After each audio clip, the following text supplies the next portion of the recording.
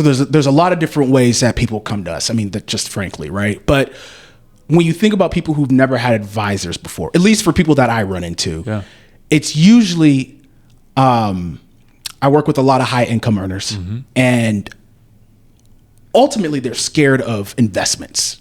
That's usually the people who have never had an advisor before. They're ultimately scared of investments, and they probably have investments in their 401k, things that kind of were automatically created for them, set up for them.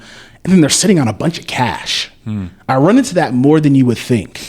And so when people are sitting on cash, it's because they're scared of markets, they're scared of investments. They went through a bad thing in like 2008, maybe, and they never got back in, which there's still some people who are from the great financial crisis who haven't really invested since then, which, they missed a lot of returns since then, which is, unfortunate. But it's, when you have people who go through things, periods of they may have lost their job, their family may have, and so helping solve that and talk through that is really important when you come to those relationships.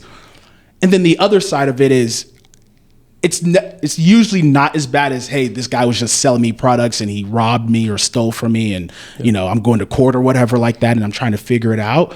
But it's sometimes like as simple as, I haven't heard from my advisor in a year. They don't reach out to me. I don't know.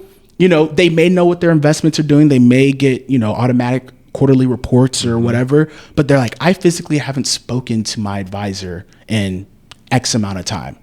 And I just want someone who's going to talk to me and know that I'm still here. Wow.